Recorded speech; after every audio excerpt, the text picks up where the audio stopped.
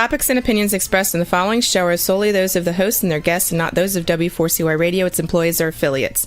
We make no recommendations or endorsements for radio show programs, services, or products mentioned on air or on our web. No liability, explicit or implied, shall be extended to W4CY Radio or its employees or affiliates. Any questions or comments should be directed to those show hosts. Thank you for choosing W4CY Radio.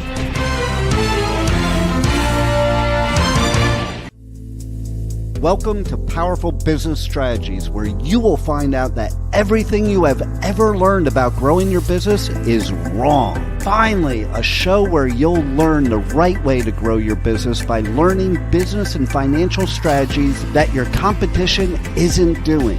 And now, here is your host, President of Next Step CFO, Michael Barbarita. And joining Michael for today's show as an executive moderator is Chucky Obio. Well, welcome, everyone. Welcome to Powerful Business Strategies. And the reason why you don't hear the energized, super energized, and excited voice of Chucky Obio welcoming you all to the show is because he just has some very exciting news. His wife and Chucky welcomed their first baby into the world, Chelsea Adeze Obio. So Chucky will be on leave for a while, dealing with and it's their first child, as I said. So he'll be dealing with his first experience with parenthood. So in the meantime, my name is Michael Barbarita, president of Next Step CFO, and Next Step CFO is a fractional CFO and strategic implementation firm. Business owners hire us to double and triple their profit through implementing business and financial strategies that their competition isn't doing. Our vision is to ensure overwhelmed business owners achieve the time freedom and consistent profits to build a legacy and the life they desire. Our mission is dedicated to guiding small business owners to leveraging their time, exploding their profits, and building a meaningful legacy. The show Powerful Business Strategies and our book of the same name is a step toward accomplishing that vision and mission. And so with that, I'd like to hand it, I'm not going to hand it, I'm going to hand it back to myself. Just so used to saying that. So as a disclaimer, Chucky usually says that Chucky and I are both affiliated with a number of different organizations, and Chucky currently serves as the managing director of business development for Vedder Price, a global business-focused law firm. And in addition to that, Chucky and I collaborate to moderate business roundtables around the country and around the world, as a matter of fact, and document those insights as part of our book, Powerful Business Strategies. But please note that the views expressed on this show are our personal views based on our own successful experiences. So here's something that I'd like to share that I have announced before. If you have a business problem that you would like us to answer, or a business question, or a strategy that you'd like to ask about, please email us at ask@nextstepcfo.net. That's ask@nextstepcfo.net. Doesn't matter what the business problem is or what the question is, and we'll answer it for you. But there are a couple things that we do ask. Number one, you have to state whether it's something we can answer on the air or if it's something we deal through email, that it's confidential. And of course, if it's confidential, we will not put it on the air.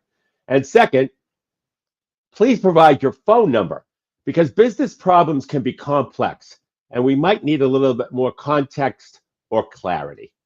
That email address again is ask@nextstepcfo.net. That's ask@nextstepcfo.net. And I want to point out too that we already had a couple, but they requested confidentiality, which of course we'll always honor. So for our inspirational minute today, business owners, I see you. I see your determination, your drive, and yes, your doubts. You wake up every morning carrying the weight of responsibility for your employees, your customers, and your family. But here's what I want you to know. The very uncertainty that keeps you up at night, that's your greatest opportunity. Today, we're going to show you how to transform those challenges into your competitive advantage. Because when everyone else is trying to survive, you're going to learn how to thrive. And so before I get to my first segment, there is one thing we never said before, and it's why Chucky and I wrote the book called Powerful Business Strategies, and why we have a radio show as well of the same name. And the reason is it's always bothered us that many business owners struggle. So we determined that we wanted to give the business owner the same unfair advantage that the big boys have. In other words, the bigger companies have more resources to be able to implement business strategies. We wanted to write a book and have a radio show for the business that doesn't have those resources, because you don't have to build, or you don't have to have a bigger hammer. You just need a sharper nail. And we wanted to give the small business owner that sharper nail. You know, this morning I was meeting with a business owner who said something that really struck me. He said, Michael, I feel like I'm playing darts blindfolded. I'm making decisions that I have no idea if I'm even aiming at the right target. And that's exactly why we're doing our show on the art of strategic decision making, how to thrive when everyone else is just surviving. Because let's be honest, the business world right now feels like it's in constant chaos. Interest rates are high, costs keep rising. God only knows what the impact of the latest tariffs will be. And finding good employees feels like searching for a needle in a haystack sometimes. But here's what fascinates me. In the exact same market conditions, some businesses are absolutely crushing it, while others are barely hanging on. And it's not about luck. It's not about who has the most capital. It's about who's making better strategic decisions. Already getting a question. So this topic seems to have struck a chord, as I already have a question here. I've worked, the question says that I've worked with hundreds of businesses through Next Step CFO. So it's asking me, what's the biggest difference you see between those who are thriving and those who are just surviving? Well, the difference comes down to three critical areas. And you're gonna do a deep dive. We're gonna do a deep dive into each one today. And first, we'll look at financial clarity, because you can't make decisions if you're flying blind. Then we'll explore market positioning, because competing on price is a race to the bottom. And finally, we'll tackle operational excellence, but not in the way that most people think about it. You know, in the past, I worked with a construction company that was losing $250,000 a year. They were making decisions based on gut feel and following what their competition was doing. But within 1 year of implementing the strategies, like we'll be discussing today, and we've been discussing on this show for the last 6 months, they turned that around to a $50,000 profit. That was a $250,000 loss in 1 year, turning into a $50,000 profit. That's a $300,000 swing, not because they worked harder, but because they made better decisions and thought through things strategically. Now, some of the listeners might be thinking, sure, but my industry is different. Well, that's exactly why we're going to break this down into universal principles that work across any industry. Whether you're in retail, manufacturing, professional services, or the trades, these decision-making frameworks will change how you run your business. And the key is understanding that success leaves clues. When we look at businesses that are thriving right now, they're all making decisions differently than their competitors. They're not just choosing different actions. They're using a completely different decision-making process. So let's dive into the first critical area, called financial clarity. Now, I know some of you might be thinking, here we go, another numbers guy talking about spreadsheets or some crazy thing numerically that I'm not going to understand.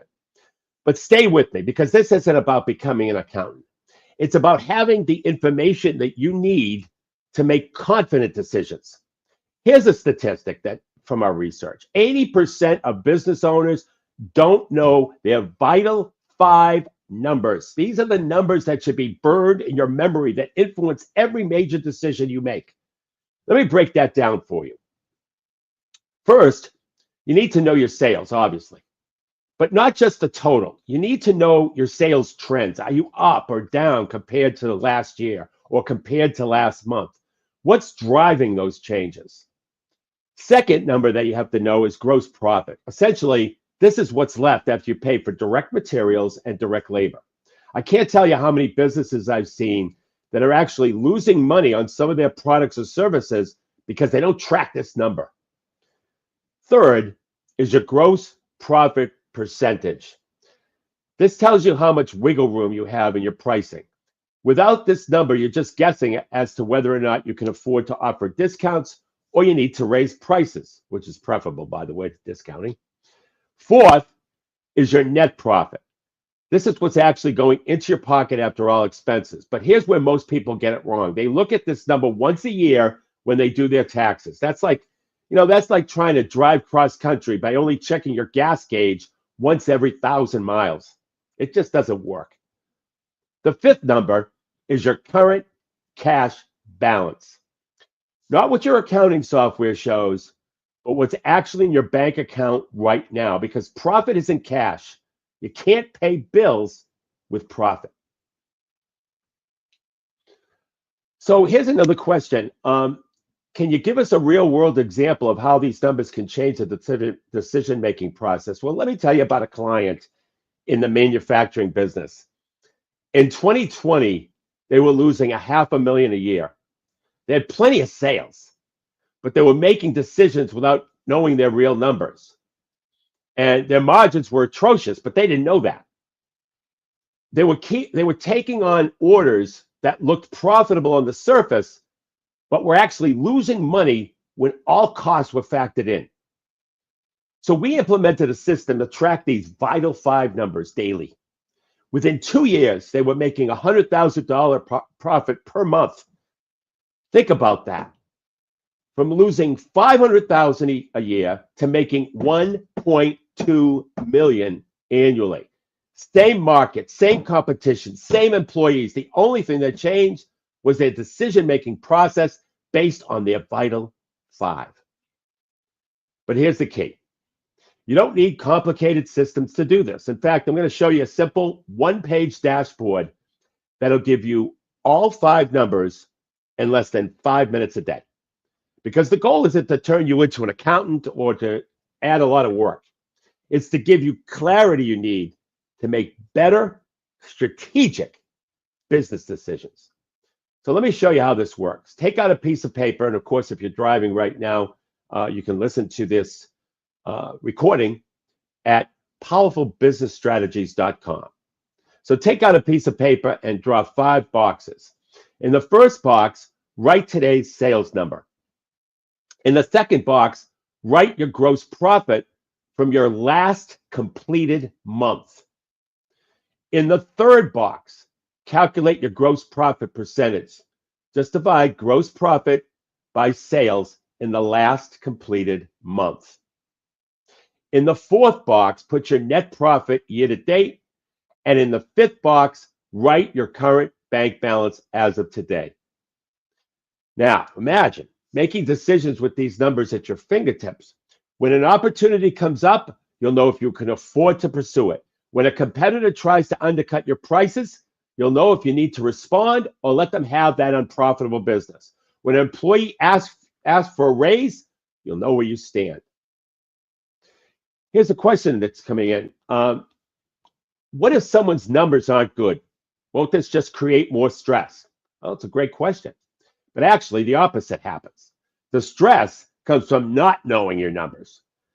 When you know your numbers, even if they're not what you want them to be, you can start making decisions to improve those numbers.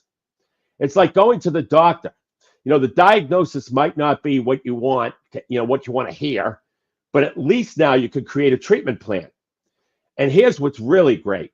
Once you have these numbers, you can start playing what-if scenarios. What if we raise prices 5%? What if we focused on more profitable product lines to sell? What if we stopped doing business with our slowest paying customers? These aren't just guesses anymore. They're calculated decisions based on real math and real data. Let me share another powerful tool that transforms decision making once you have these 5 numbers. It's called the business and cash flow forecast. Now, most business owners think forecasting is just guessing about the future, but that's not what I'm talking about. A proper business and cash flow forecast is like Google Maps for your business. If you were driving from New York to Los Angeles, would you just start driving west and hope for the best? I don't think so. You'd want to know the route, where you'll need gas, where you might hit traffic, and how long it'll take. That's exactly what a business and cash flow forecast does for your business. Let me give you a real example. I had a client in the retail business who was suffering from severe cash flow problems. They were constantly running out of money. The sales were good, but when we created their forecast, we discovered they were bringing in inventory way too early and in quantities that were too large. Within 9 months of implementing the forecast, which had an inventory flow and payable schedule, they went from negative 100,000 in cash flow to positive 100,000. And so here's a question I'm just getting from the audience, from a listener. How can business owners forecast accurately when things are so uncertain? Well, that's the beauty of the system. A proper forecast isn't static. It's organic. It's rolling. Every month, as actual results come in, you update the forecast. It's like having a GPS that recalculates your route as conditions change. This prevents those nasty surprises that keep business owners up at night. And let me share 3 specific ways that you can use this forecast to make better decisions. First, use it to test major decisions before you make them. You want to hire a new employee? Put in the forecast, see the impact. Thinking about expanding to a new location? The forecast will show you exactly how much cash you'll need and when you'll need it. Second, use it to spot problems before they become a crisis. One of my clients was considering a major expansion. The forecast showed that they'd run out of cash right when their slow season hits. What could be worse? But we adjusted the timing of the expansion, and instead of a crisis, they had a smooth transition into the expansion. Third, use it to seize opportunities faster than your competition. When you know your future cash position, you can move quickly when opportunities arise. I had a client who was able to buy out their biggest competitor because they knew exactly how much they could afford to offer. Now, some of the listeners might be thinking it's too complex for their business. Well, actually, it's quite the opposite. The real complexity comes from not having a forecast. That's when you're forced to make every decision in crisis mode and in uncertainty mode. When you're constantly surprised by cash shortages and when you're missing out opportunities, that is when you need the forecast because you just simply can't move quick enough. Remember, your competition is probably flying blind. They're making decisions based on gut feel and hope. When you have your vital 5 numbers and a rolling business and cash flow forecast, you're making decisions based on financial clarity and confidence. That's how you start thriving when everyone else is surviving. So before I continue this discussion, we're going to take a 90-second break. Hey there, business owners. Let me ask you something. Are you tired of blending in with your competitors? Frustrated with slow growth and slim margins? Well, I've got news for you. Everything you've ever learned about growing your business is wrong. But don't worry. I'm here to let you in on a secret weapon, your position of market dominance. It's what sets you apart, makes you irreplaceable, and has customers lining up at your door. My name is Michael Barbarita from Next Step CFO. I know what you're thinking. Sounds great, Michael, but how do I find my position of market dominance? Well, that's exactly why we've created our game-changing implementation program called Next Step to Market Dominance.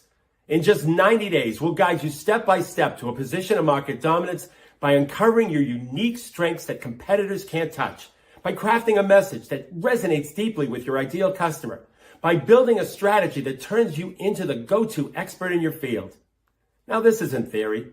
These are battle-tested strategies that have helped businesses like yours double, triple, and quadruple their revenue.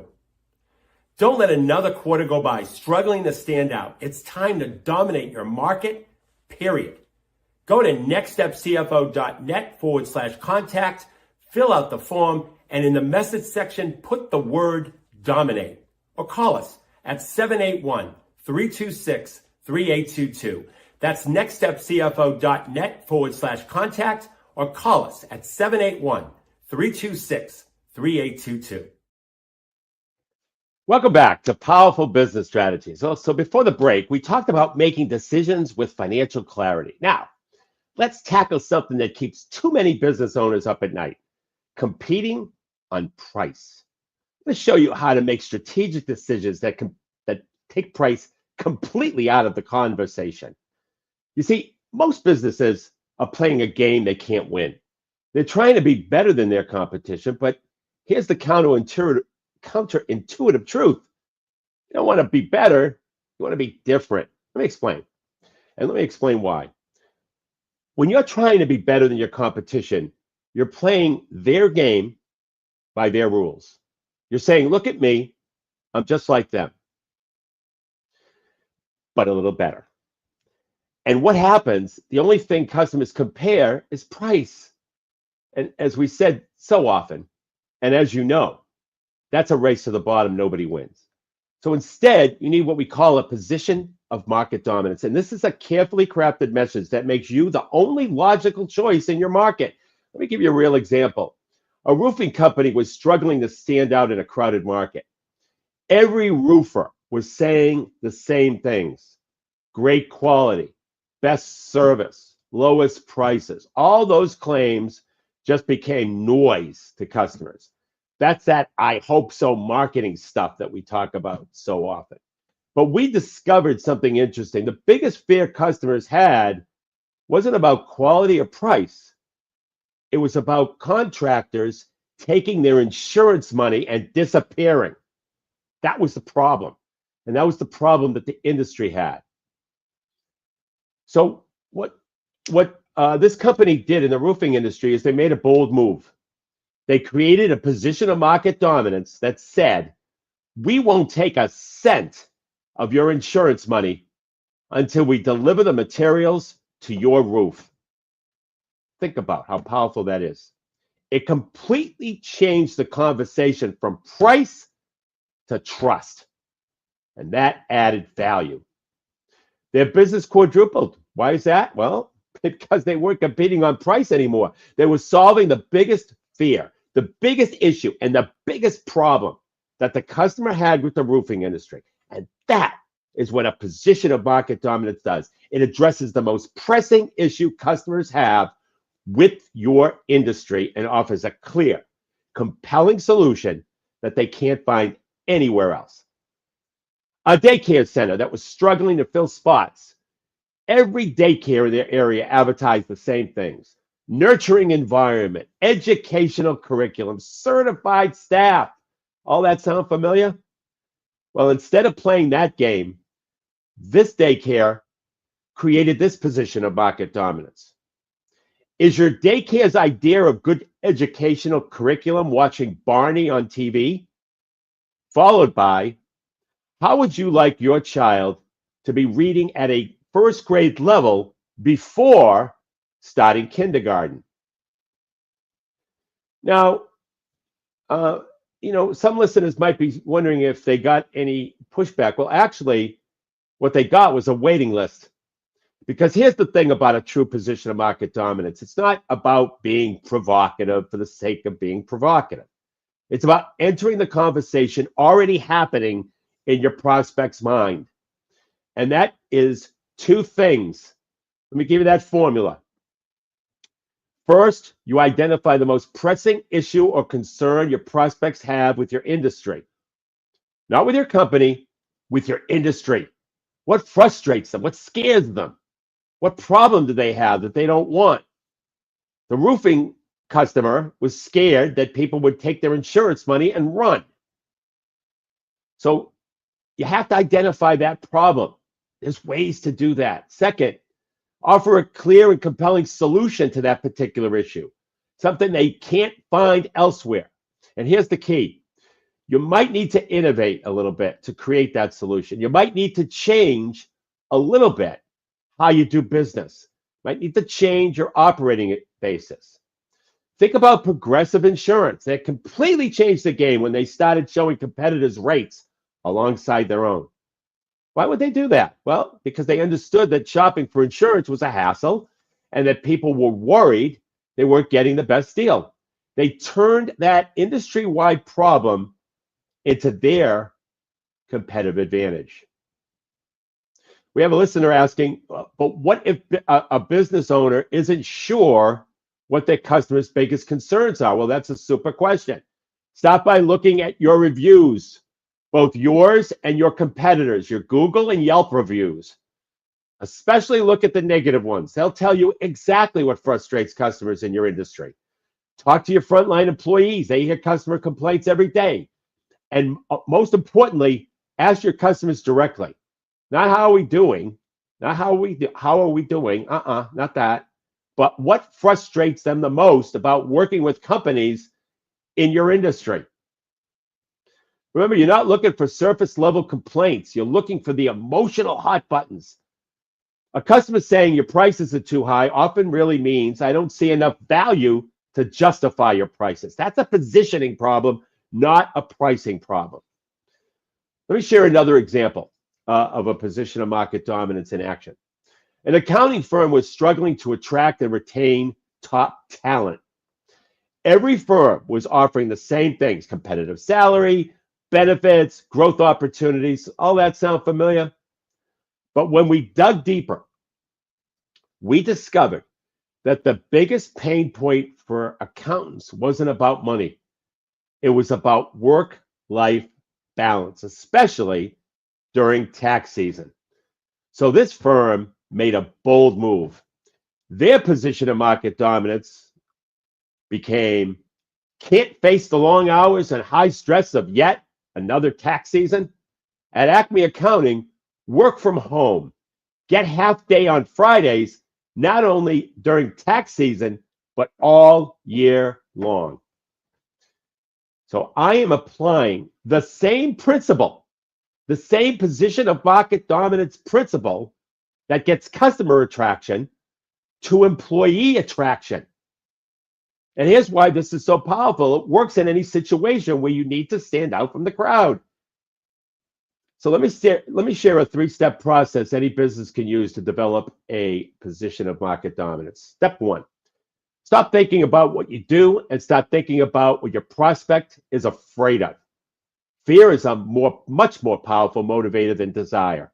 A homeowner isn't really buying a new roof. They're buying a peace of mind that their house won't leak and that the contractors won't take off with their money.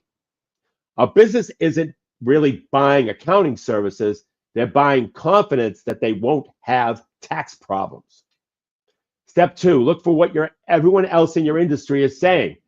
And then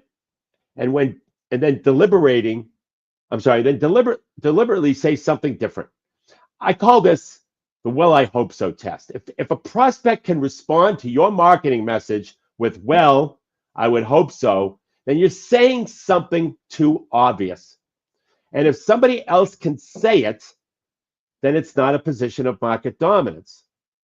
However, there are certain situations where everybody in the industry is doing one particular thing, but you're bringing it to the front for the first time and solving a problem that they didn't know a solution existed. Now, when a painting company says we do quality work, the response is, well, I would hope so. But when they say we'll complete your job on time and on budget, or it's free, that's something different. Step three, test your position of market dominance with this question. Who else can say what you say? Notice I didn't ask who else could do what you do. There might be others that could do what you do, but if they can't say what you say credibly, you found your position of market dominance. Oh, a listener is asking if I can give an example of how this test, can I give an example of how this testing works? Well, let's use a real estate agent as an example. Most agents say things like great service, great experienced team, knows the marketplace. Well, I hope so. I mean, everyone else can say that. But what if the agent said, when you list your home with us, we'll front you the money to make the necessary updates to your home so it sells faster and for more money? That's different. Very few agents can say that credibly. And here's another powerful aspect of a true position of market dominance. It can require you to innovate in how you do business. You might need to change your operating basis. You might need to do some refinancing or make some changes to your delivery model to support your position. But that's all good because it makes your position even harder for your competitors to copy. And let me give you one more example that really drives this home. A residential cleaning service that was competing in a crowded market. Every company in that industry, or at least in that region, was claiming to be the best, most thorough, most trustworthy. Instead of playing that game, they developed this position. We'll clean your home exactly the way you want it and exactly the way you want it cleaned, using your favorite products and following your instructions, or you don't pay a dime. Did that require a change to their operation? You bet it did. You bet. They had to create detailed customer preference sheets, train their staff differently, and change their supply management. But here's what happened. Their customer retention rate went from 60% to 95%, and their average customer lifetime value tripled. Why? Because they weren't just making claims, they were solving the real problem customers had with cleaning services, the frustration of having to explain their preferences over and over to different cleaners. So before I continue this discussion, we're going to take a 90-second break. Hey there, business owners. Let me ask you something. Are you tired of blending in with your competitors? Frustrated with slow growth and slim margins? Well, I've got news for you. Everything you've ever learned about growing your business is wrong. But don't worry. I'm here to let you in on a secret weapon, your position of market dominance. It's what sets you apart, makes you irreplaceable, and has customers lining up at your door. My name is Michael Barbarita from Next Step CFO. I know what you're thinking. Sounds great, Michael, but how do I find my position of market dominance? Well, that's exactly why we've created our game-changing implementation program called Next Step to Market Dominance. In just 90 days, we'll guide you step by step to a position of market dominance by uncovering your unique strengths that competitors can't touch, by crafting a message that resonates deeply with your ideal customer, by building a strategy that turns you into the go-to expert in your field. Now, this isn't theory. These are battle-tested strategies that have helped businesses like yours double, triple, and quadruple their revenue. Don't let another quarter go by struggling to stand out. It's time to dominate your market, period. Go to nextstepcfo.net/contact, fill out the form, and in the message section, put the word dominate. Or call us at 781-326-3822. That's nextstepcfo.net/contact, or call us at 781-326-3822. Welcome back to Powerful Business Strategies. So in our final major segment today, let's talk about operational excellence. But I want to warn you, this isn't going to be the usual conversation about efficiency and systems. Instead, we're going to talk about making strategic decisions about your operations that improves your entire business. So let me start out with a controversial statement. Most business owners are efficient at doing the wrong things. They've gotten really good at activities that don't actually move the needle. They're like a hamster getting really efficient at running on their hamster wheel. Lots of motion, no progress. So here's a framework we can use, and we've used it with our clients. We call it the 4 questions framework for operational decisions. And before you implement any new system, or before you try to make any process more efficient or incur any expense, ask these 4 questions. Number 1, does this process or expense or new system, does this help acquire a new customer? Does this help retain a current customer? Does this help increase the lifetime value of a customer? And does this help deliver the product or service to the customer? If the answer is no to all four of those questions, you need to seriously question why you're doing it at all. So every step of a process, any new system that you're going to implement or you're thinking of implementing, or anytime you incur an expense, or even the expenses that you have now, ask these four questions. If you get a yes to one of them, then you keep it or you go ahead and implement. But if you get a no to all four, you need to seriously question why you're doing it at all. So here's an example. There was a client in the manufacturing business who was spending hours every week generating detailed reports that nobody read. And when we applied the four questions, we realized these reports didn't help acquire customers. They didn't help retain customers. They didn't increase customer value or improve delivery. They were just a habit. We eliminated those reports and redirected that time to customer follow-up calls. And within 3 months, customer retention rates increased by 15%. Same resources, just applied to activities that actually matter. So those resources were just applied to activities that matter. But here's where it gets really powerful. Once you have this framework, you can start making strategic decisions about automation and systems. Most businesses automate the wrong things. They invest in expensive systems to make ineffective processes more efficient. Instead, use the four-question framework to decide what to automate.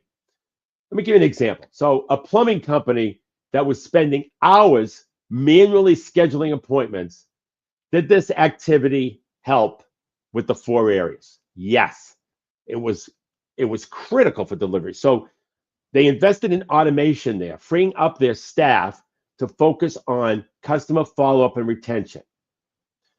Now, here's a question that I just got in from the audience. What about businesses that say they don't have time to evaluate all their processes this way? Well, that's exactly why they need to do it. Look, every business has the same 24 hours in a day. The difference is how to strategically use their time.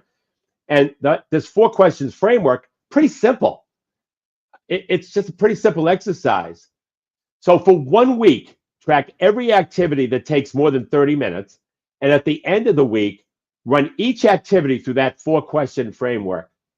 I guarantee you'll find at least 5 hours of activities that don't serve any of these four purposes. Now, imagine reinvesting those 5 hours in activities that directly impact customer acquisition, customer retention, customer value, or the delivery of the product or service. That's 20 hours a month of high impact activity that you just discovered. But let me be clear, this isn't about working harder. It's about working strategically. One business owner reduced their working hours from 70 to 50 per week while increasing their profit by 40%. How? By making strategic decisions about where to focus their operational efforts. So let me expand on our discussion of operational excellence by sharing what I call the profit acceleration framework. This is where we take the four questions framework, and turn it into a systematic approach for growing your business. Think of your business like a car's engine. You can have the best engine in the world, but if the timing is off by just a little bit, you're not going to get the performance you want. Same is true in business. Having great individual components isn't enough. The timing and sequence of your operations matter enormously. Let me share a case study that illustrates that. I worked with a manufacturing company that was doing $2 million in sales when we started. They had good products, good people, good customers, but they were stuck. Every time they tried to grow, they ran into operational bottlenecks that killed their profitability. So we applied this profit acceleration framework, which starts by mapping out 5 possible ways to grow: more leads, more conversions, more transactions, higher transaction value, and lower costs. And by the way, those are the 5 steps of the 7-step pathway to profit formula that we have in our book. But here's the key. We don't try to do them all at once. We use data to determine which lever will give us the biggest return with the least operational strain. So here's a question. Here's a question from a listener. How do we determine which lever to pull first? Great question. We use what I call the impact versus effort matrix. For each potential improvement, we score 2 things: the potential impact on profit and the effort required to implement. But, and this is crucial, we don't just look at the direct effort, we look at the operational ripple effects. And so let me give you an example of that. A manufacturing company was considering 2 initiatives: increasing their marketing spend to get more leads, or improving their production efficiency to increase margins. Both had similar impacts on profit, about $200,000 annually on a projected basis. But when we mapped out the operational ripple effects, we discovered something really interesting. Increasing leads would require hiring more salespeople, which would require more admin support, which would require more office space. The ripples kept going. Meanwhile, improving production efficiency actually reduced strain on multiple departments. So they chose to focus on efficiency first. That doesn't mean they ignored the lead generation, but they chose to focus on efficiency first. And here's what happened. By focusing on efficiency first, they created capacity that made future growth much easier to handle. And within 3 years, they grew to $8 million in sales. And more importantly, their profit, their net profit margin, increased from 5% to 15%. But let me share something really powerful about operational excellence that most people miss. It's not just about doing things right. It's doing the right things in the right order. So here's a simple exercise every business owner should do. List every major activity in your business. And for each activity, ask 3 questions. What happens before this activity that affects it? What happens after this activity that affects it? What would happen if we did this activity earlier or later in the process? So I had a client in the electrical industry, to do this exercise. They discovered that they were ordering materials way too early, which was killing their cash flow, and doing quality checks way too late, which was causing expensive rework. So by simply reordering these activities without changing how they were done, they improved cash flow by $100,000 and reduced rework by 60%. So before I continue this discussion, we're going to take another 90-second break. Hey there, business owners. Let me ask you something. Are you tired of blending in with your competitors? Frustrated with slow growth and slim margins? Well, I've got news for you. Everything you've ever learned about growing your business is wrong. But don't worry. I'm here to let you in on a secret weapon, your position of market dominance. It's what sets you apart, makes you irreplaceable, and has customers lining up at your door. My name is Michael Barbarita from Next Step CFO. I know what you're thinking. Sounds great, Michael, but how do I find my position of market dominance? Well, that's exactly why we've created our game-changing implementation program called Next Step to Market Dominance. In just 90 days, we'll guide you step by step to a position of market dominance by uncovering your unique strengths that competitors can't touch, by crafting a message that resonates deeply with your ideal customer, by building a strategy that turns you into the go-to expert in your field. Now, this isn't theory. These are battle-tested strategies that have helped businesses like yours double, triple, and quadruple their revenue. Don't let another quarter go by struggling to stand out. It's time to dominate your market, period. Go to nextstepcfo.net/contact, fill out the form, and in the message section, put the word dominate. Or call us at 781-326-3822. That's nextstepcfo.net/contact, or call us at 781-326-3822.